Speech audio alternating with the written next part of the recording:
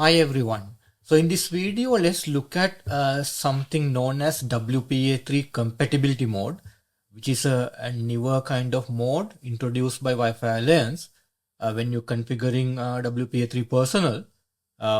So now, what's the sort of a drive behind this particular mode? It's WPA3 introduced in 2018, 7 years before. But if you think about how many of us moved to WPA3 completely, maybe very little. Like there are some inherited challenges. So now in here, we'll discuss what are those challenges and how WPA3 compatibility mode helped there. If you look at setup here, you can see now we have enabled WPA2 and WPA3, what sometimes we call transition mode in a given SSID. But if you have a very old legacy WPA2 client, some of these clients may have challenges of connecting to this SSID. Ideally, we expect WPA2 and WPA3, both type of client connected seamlessly. But when it comes to real life, you may see some printers maybe not joining. Like printers WPA2, it's supposed to join WPA2 kind of security, but that may be completely rejecting the association. So now the main challenge is in the WPA3 kind of adoption is the device compatibility issues. Like in that way, even transition mode being provided as a common ground for WPA2 client and WPA3 client, but some of the older client have challenges. They have compatibility issues. And then some of our environment, it is impossible to refresh all the client devices and get rid of all the WPA2 client. In that way, sometimes we spending money on upgrading the AP infrastructure, but we don't think about how many legacy clients are there. Is that way to refresh those clients? Now, for the home environment perspective, so sometimes home users is not aware of any of this particular thing, WPA3, WPA2. In that way, they have a lack of awareness of this WPA3 security requirement. In that way, they may not know about it unless their service providers push those configuration. Whenever by default we are creating SSID, they may not implement it. In that way, that's driven by vendors, ISPs, their manufacturing of access point vendors, whether they are pushing WPA3 when they're creating SSIDs. Because of these compatibility issues, so they may still pushing WPA2 as the primary sort of SSID security.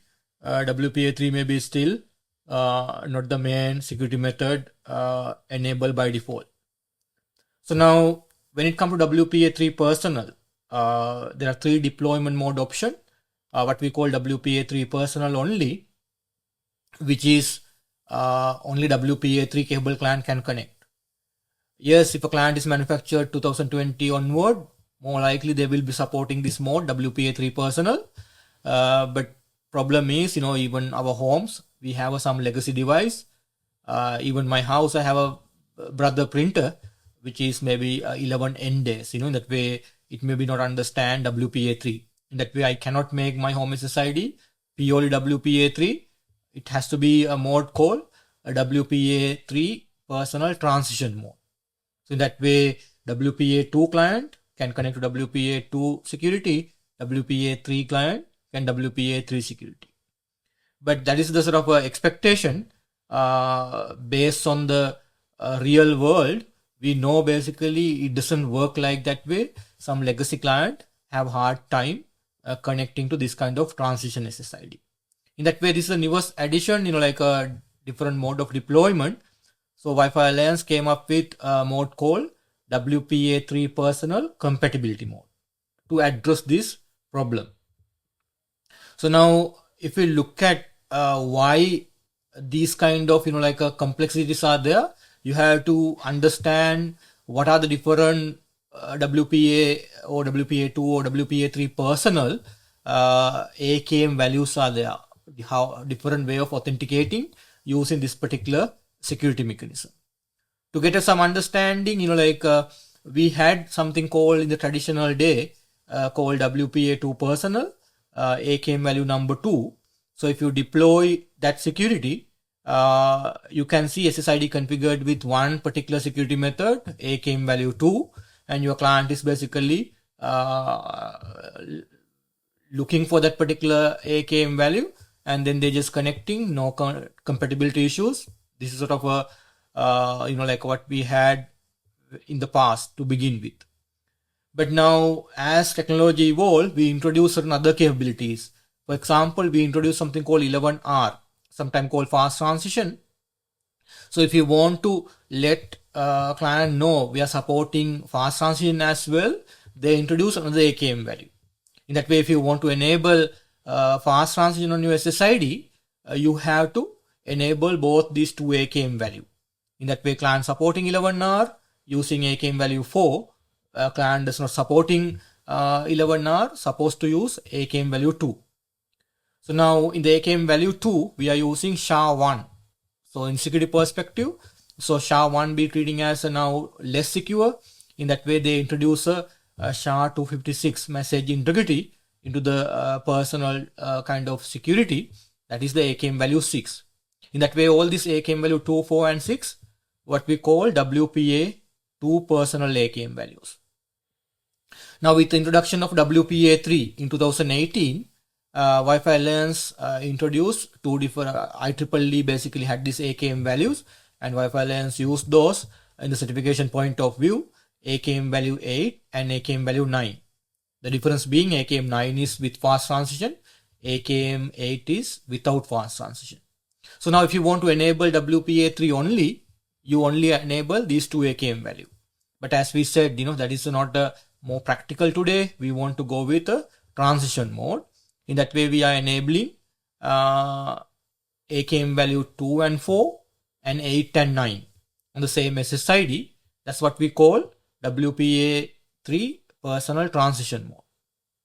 Now with the introduction of Wi-Fi 7, they've introduced further two AKM value, AKM value 24 and 25. Again, the difference is 25 with fast transition, 24 without fast transition. So if you want to support Wi-Fi 7 client connectivity on your WPA3 personal transition SSID, you have to enable AKM value 24 and 25. Depend on whether you need fast transition, then you need 25. If not, you can enable just 24. So now these four mechanisms are what we call WPA3 personal AKM value. So now you can see now this, we are adding more and more capability.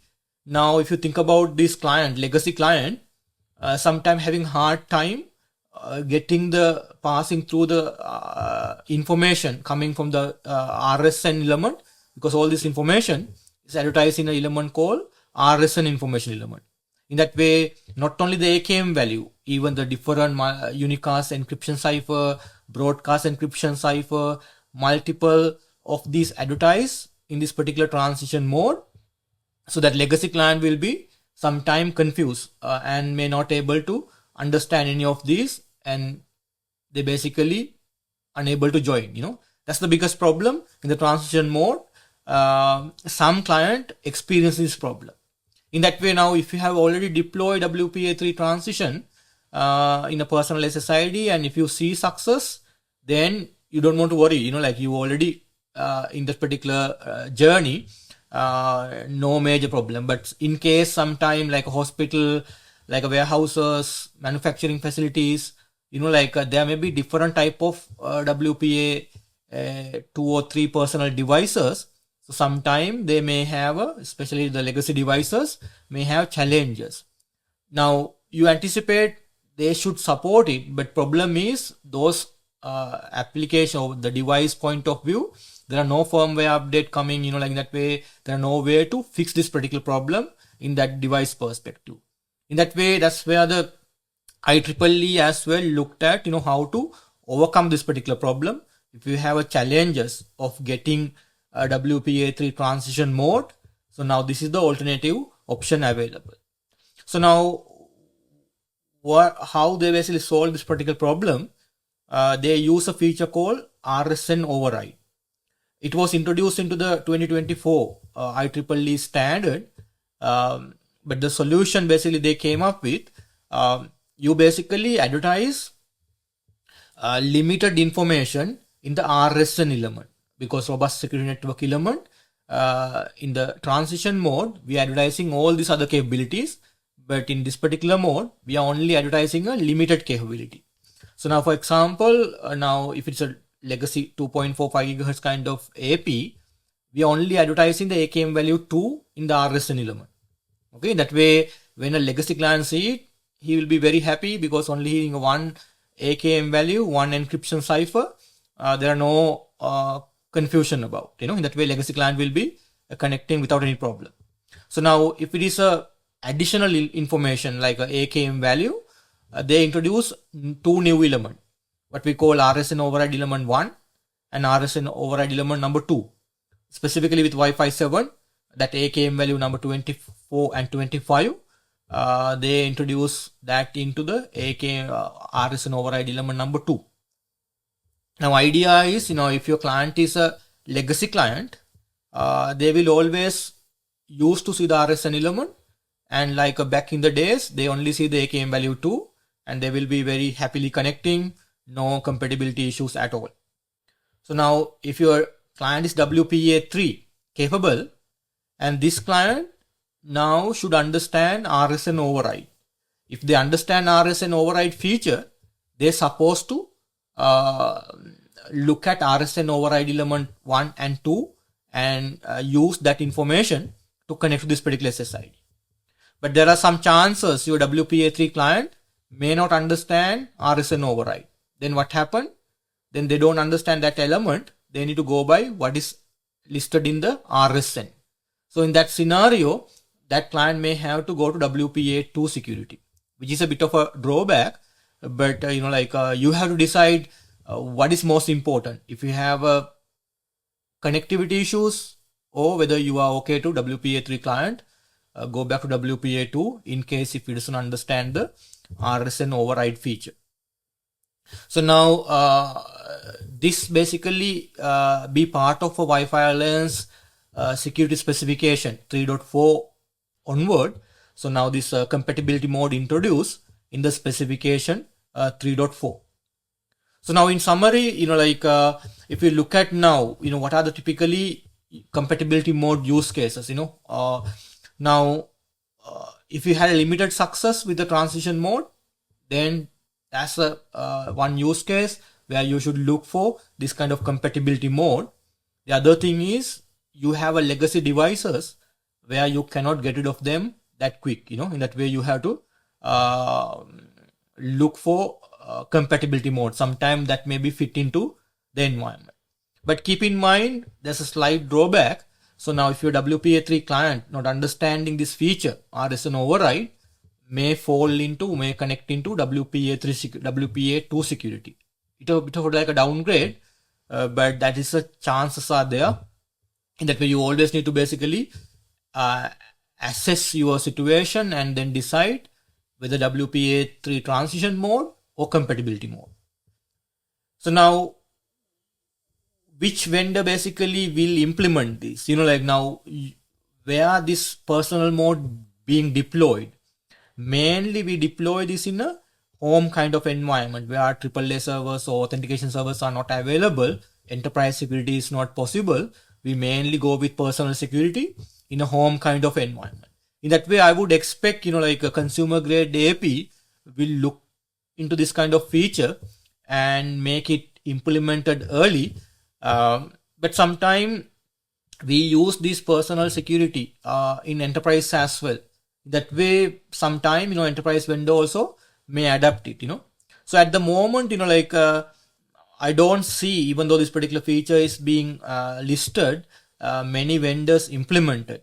So now I am actually at the moment preparing for a presentation in the upcoming WLPC in Prague.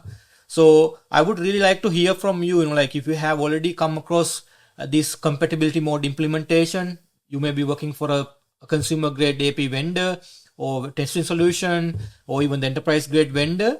I really would like to know about it. In that way, I can enhance my presentation, as I will give definitely credit for you guys, who's sharing the information with me.